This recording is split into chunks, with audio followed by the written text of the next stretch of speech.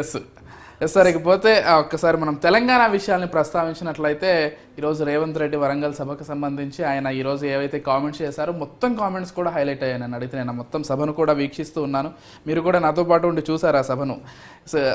ఆడబిడ్డల రుణానికి సంబంధించి కావచ్చు, లేకపోతే కిషన్ రెడ్డికి సంబంధించి వ్యాఖ్యలు కావచ్చు, కేసీఆర్ వ్యాఖ్యలు కావచ్చు, అన్నీ కూడా ఈరోజు ఆయన కూలంకషంగా మాట్లాడారు. ఒక్కసారి వారు ఏం మాట్లాడారో చూసి ఆ తర్వాత డిస్కషన్లోకి వెళ్దాం సార్. ఒక్కసారి ఆ బయట చూద్దాం. ప్రపంచ రికార్డు ఇవాళ తెలంగాణ రాష్ట్రం 66 లక్షల ఎకరాలలో 1,53,00,000 మెట్రిక్ టన్నుల వరి ధాన్యాన్ని పండిస్తే ఎంఎస్పి ఇయ్యడమే కాదు, సన్న ఓట్లకు 500 రూపాయల బోనస్ ఇచ్చి కొంటున్న రాష్ట్రం ఈ దేశంలోనే తెలంగాణ రాష్ట్రం ఉంది. రైతులను ఆదుకున్న ప్రభుత్వం ఇందిరమ్మ రాజ్యంలో ప్రజా ప్రభుత్వం అని నేను చెప్పదలుచుకున్నా. ఇవన్నీ కోల్పోయిన టాన్ కేసీఆర్ని అడుగుతున్నా, నీ దుఃఖమేందో, నీ బాధ ఏందో, నువ్వు చెప్పింది నిజమైతే రా అసెంబ్లీలోకి రా, చర్చ పెడదాం. తారీఖు నిర్ణయించు చంద్రశేఖరరావు, ఏ రోజు చెప్తావో ఏ సమయం చెప్తావో ఆ రోజు అసెంబ్లీ పెడతా రా. నువ్వు ఓడితే ఇంట్లో పోయి పంపుతావా? రాహుల్ గాంధీని చూసి సిగ్గు తెచ్చుకో. 3 సార్లు ఓడిపోయినా ప్రతిపక్షం ఉండి కన్యాకుమారి నుంచి కశ్మీర్ వరకు 150 రోజులు 4000 కిలోమీటర్లు మండు టెండలో మంచు కొండలో పాదయాత్ర చేసి ప్రజలకు అందుబాటులో ఉన్నోడు అంటే బాధ్యతాయుతమైన ప్రతిపక్ష నాయకుడు. అధికారంలో ఉంటే దోసుకుంటా, ప్రతిపక్షంలో ఉంటే ఫామ్ హౌస్లో వండుకుంటా. ఇదా నీ విధానం? నిజంగానే ప్రజలు కష్టాలలో ఉంటే ఫామ్ హౌస్ల గాడిది పండ్లు దొంగతున్నావా? రా ప్రజల్లోకి వచ్చి మాట్లాడు. ప్రతిపక్షంగా ఏం సూచన చేస్తావో చెయ్యి ప్రభుత్వానికి, మేము వినడానికి సిద్ధంగా ఉన్నాం. నువ్వు లేవనెత్తిన అంశాలు సహేతుకమైనవైతే సరిదిద్దడానికి సిద్ధంగా ఉన్నాం. నువ్వు రావు, ఆ చిల్లరగాళ్ళని ఇద్దరు ఊరి మీద వదిలి నా చూసిన ఆంబోతులకు. Right sir. ఇక ఇదే అంశానికి సంబంధించి మరింత క్లారిటీగా మనతో పాటు డిస్కస్ చేయడానికి మన ఇన్పుట్ ఎడిటర్ రాజమౌళి కూడా సిద్ధంగా ఉన్నాడు. ఒకసారి మీరే అడగండి అసలు రాజమౌళిని, అసలు ఈ అంశంలో ఏం జరిగిందో తెలుసుకునే ప్రయత్నం మీరే చేయండి ఒకసారి. రాజమౌళి, రేవంత్ రెడ్డి వాళ్ళ చాలా ఘాటైన వ్యాఖ్యలు చేశారు. కిషన్ రెడ్డి మీద కావచ్చు, కేసీఆర్ మీద కావచ్చు, బావా బామ్మర్దుల మీద కావచ్చు. ఎట్లా ఉన్నాయి ఈ విషయాలన్నీ కూడా? ఎట్లా చూస్తారు మీరు చెప్పండి. మనం ఏదైతే ఇప్పుడు తెలంగాణలో ఏర్పడినటువంటి 11 నెలల 20 రోజులు అంటే 20 రోజులకు గడుస్తున్న నేపథ్యం ఉంది. తెలంగాణలో ప్రభుత్వం ఏర్పడి కాంగ్రెస్ ప్రభుత్వం, ఈ ప్రభుత్వం మహిళా ప్రభుత్వం, మహిళా సాధకరకు సంబంధించి ఈ మహిళా ప్రభుత్వం అనేది ముందుగానే చెప్పారు. ఇందిరా గాంధీకి సంబంధించిన ఇందిరా పథకాలకు సంబంధించి ఇందిరమ్మ రాజ్యంలో ఇందిరమ్మ లాగా అందరూ ఎదగాలి, ప్రతి మహిళ ఆ ఒక గొప్ప ధనవంతురాలు కావాలి అనే సంకల్పంతో ఈ ప్రభుత్వం ఏర్పడ్డది.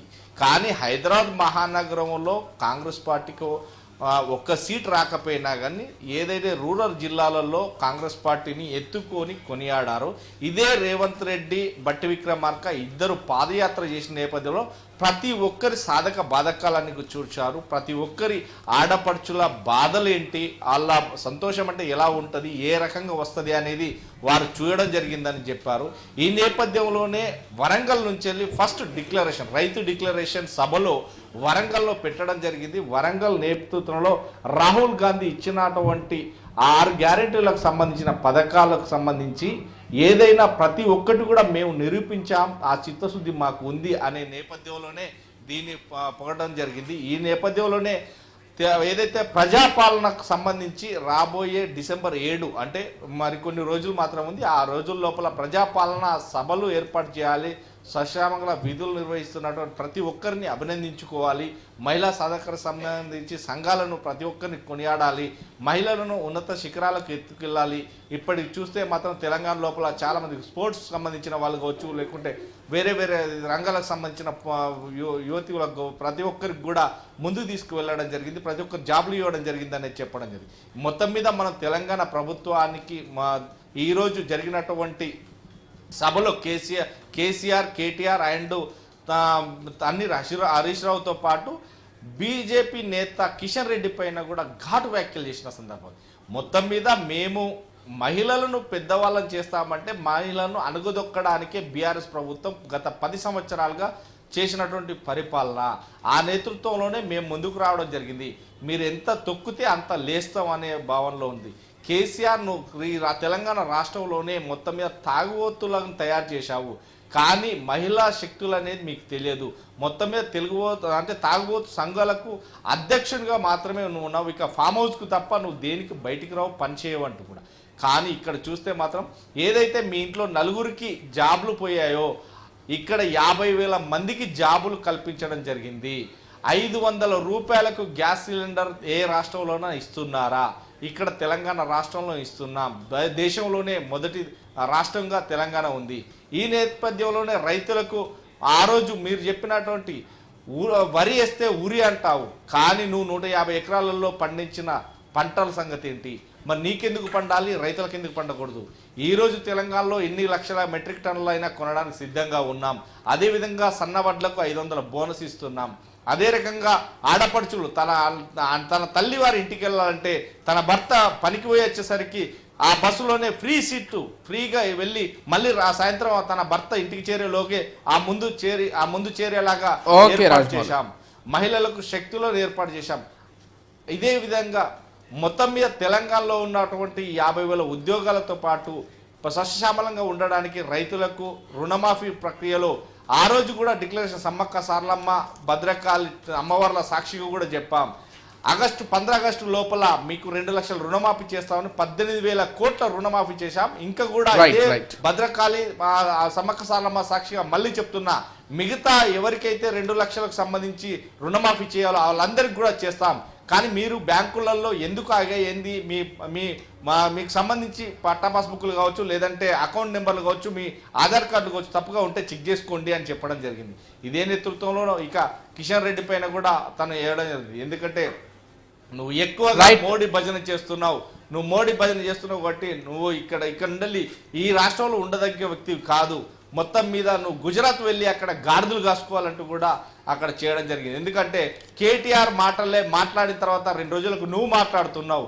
నువ్వు ఈ రాష్ట్రానికి తగ్గ వ్యక్తి కాదు. ఎందుకంటే ప్రజలు అభిప్రాయ సేకరణలో భాగంగా ముందుకు వెళ్తుంటే ప్రతి ఒక్కరు అనగదొక్కాలని చూస్తున్నారు. ఇటు అధికారులు కావచ్చు, ఇదంతా కావచ్చు. మీరు ఈ రాష్ట్రాన్ని రాజమౌళి ఇక్కడ ఒక విషయాన్ని గమనిద్దాం. అసలు తెలంగాణలో మహిళా ఓటర్లు ఎక్కువ. మరి మహిళా ఓటర్లు ఈరోజు భుజం మీద ఎత్తుకోవడం వల్లనే రేవంత్ రెడ్డి ప్రభుత్వం వచ్చినటువంటి విషయాన్ని మనం గమనించవచ్చు. అయితే ఇక్కడ చదువు చారుడు బలపాలు దోషుడు అన్నటువంటి ఈ నానుడి బీఆర్ఎస్ ప్రభుత్వానికి వర్తిస్తుంది. ఎట్లా వర్తిస్తుంది అంటే, మేమందరం చదువుకున్న వాళ్ళమే, మేమందరం ఆడపిల్లలకి ఆ అవకాశాలు ఇచ్చేవాళ్ళమే అని 2014 నుంచి 19 వరకు ఒక్క ఆడకూతురును కూడా మంత్రివర్గంలో తీసుకున్నటువంటి సంఘటన లేదు. ఆ ఉసిరే తగిలింది కావచ్చు వీళ్ళకి. ఆ ఉసురు తగలడం వల్లనే చెల్లె జైలుకి వెళ్ళాల్సినటువంటి పరిస్థితి. ఇంట్లో చెల్లె కావచ్చు, రాష్ట్రంలో మహిళలు కావచ్చు, వీళ్ళందరూ కూడా చెల్లెలాగానే చూసుకోవాలి కదా, ఆడబిడ్డలాగానే చూసుకోవాలి.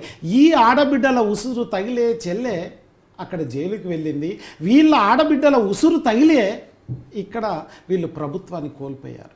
అయితే ఇంకొక విషయం ఇక్కడ, మరి ఇప్పుడు ఈ ప్రభుత్వం వచ్చాక మొట్టమొదటిసారి ప్రభుత్వం రాగానే కొండా సురేఖకు సీతక్కకు ఆడపిల్లలకు మంత్రి పదవులు ఇచ్చినటువంటి సంఘటన మనం చూస్తున్నాం. దాని తర్వాత మన చీఫ్ సెక్రటరీ కూడా ఆడబిడ్డనే. ఈ రకంగా ఆడబిడ్డలను దగ్గర తీసుకుంటూ వాళ్ళకి కావాల్సినటువంటి విషయాలన్నీ కూడా చేస్తున్నటువంటి సంఘటనలు చూస్తున్నాం మనం.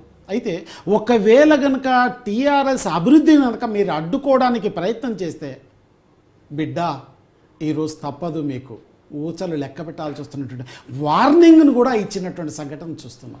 ఓకే, సో ఇవే కాక ఇంకా అంశాలు. ఒకవేళ బీఆర్ఎస్ ప్రభుత్వం పోయినట్లయితే ఏం జరుగుతుంది? కేవలం వాళ్ళ 4 ఉద్యోగాలు మాత్రమే పోయాయి. కానీ రుణమాఫీ ద్వారా రైతులకు అందరికి కూడా రుణమాఫీ జరిగింది, డబ్బులు వచ్చాయి. ఇది ఎంత సంతోషమైనటువంటి విషయం. అట్లాగే 50,000 ఉద్యోగాలను సైతం ఇచ్చినటువంటి సంఘటన మనం చూసాం. ఇట్లాంటి అంశాలన్నీ కూడా క్లియర్గా ఉన్నప్పుడు ఇంకొక విషయం కూడా ఉంది. నువ్వు ఎట్లాగో బయటికి రావు, ఆ బయటికి రాకుండా 2 భావభర్తలను ఊరి మీద వదిలావు. అంటే ఒక సామెత ఉంది, మరీ మోటు సామెత, అది వద్దులే, బాగుండదు, వింటే చాలా కష్టంగా బాధపడతారు. ఊరి మీద జన్న కిడ్చినట్టు ఈ 2 కూడా వదిలేశాడు. ఆయన ఫామ్ హౌస్లో మంచిగా పెగ్గుల మీద పెగ్గులు వేసుకుంటూ కూర్చుంటున్నాడు. ఇవాళ అదే రేవంత్ రెడ్డి కూడా వెంటనే ఏమన్నాడంటే నువ్వు ఎట్లాగో బయటికి రావు, నీకు కావాలంటే అక్కడే వైన్ షాప్ పెట్టిస్తా, నువ్వు అక్కడే తాగి అక్కడే పడుకో.